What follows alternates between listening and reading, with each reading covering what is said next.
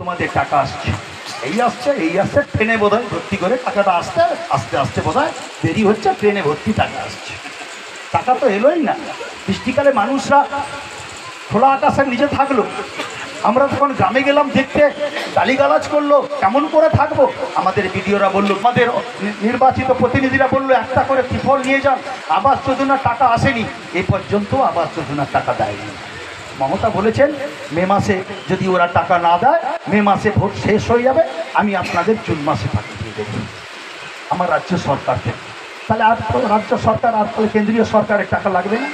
কাদুয়া অঞ্চল তৃণমূল কংগ্রেসের ডাকে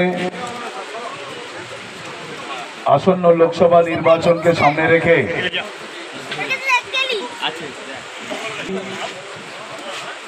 মমতা ব্যানার্জি এবং অভিষেক ব্যানার্জির মনোনীত প্রার্থীর সমর্থনে আমরা এখানে সকলে সমবেত হয়েছি। প্রাথমিকভাবে এই এলাকায় প্রার্থীর পরিচিতি এবং তৃণমূল কংগ্রেসের সংগঠন এবং আগামী নির্বাচনে আমাদের কি করতে হবে সেই নির্দেশিকা আমাদের দলের নেতৃত্বরা দেবেন। আজকের সভার সভাপতি, এই অঞ্চল তৃণমূল কংগ্রেসের সভাপতি সম্মানীয় নির্লিপ্ত মাইতি মহাশয়, তিনি উপস্থিত আছেন। আমাদের মধ্যে উপস্থিত আছেন এই এলাকার সম্মানীয় বিধায়ক। সার্বভৌমত্বকে আগামী 5 বছর ধরে কে রক্ষা করতে পারবে, তার নির্বাচন হচ্ছে এই ভারতবর্ষের লোকসভা নির্বাচন। ভারতবর্ষের সংবিধানকে কে রক্ষা করতে পারবে, তার নির্বাচন। দেশের 130 কোটি নাগরিককে কে সুরক্ষা প্রদান করতে পারবে, তার নির্বাচন। দেশের 130 কোটি মানুষের কাছে উন্নয়ন পৌঁছে দিয়ে মানুষকে অর্থনৈতিকভাবে সমৃদ্ধশালী করে ভারতবর্ষকে বিশ্ববন্দিত করবে, ভারতবর্ষকে বিশ্বের দরবারে পৌঁছে দেবে, তার তাগিদে নির্বাচন আগামী 5 বছর ধরে কারা পাবে।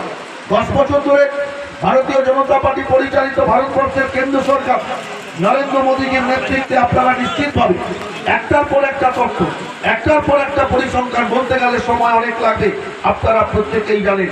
দীর্ঘ 10 বছর ধরে ভাঁওতা, অপপ্রচার আর সাম্প্রদায়িকতার নামে মানুষকে বিভাজন ছাড়া অন্য কিছু ভারতীয় জনতা পার্টি করতে পারেনি।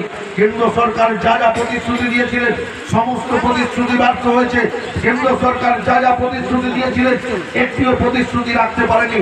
উপরন্তু দেশের 130 কোটি নাগরিককে অর্থনৈতিক বিশ্লেষণ তমাল্লা করছিলেন যে অর্থনৈতিকভাবে ভারতবর্ষকে কিভাবে শোষণ করছে। ব্রিটিশ ইস্ট ইন্ডিয়া কোম্পানির কায়দায় দেশের 130 কোটি নাগরিককে অর্থনৈতিকভাবে শোষণ করছে।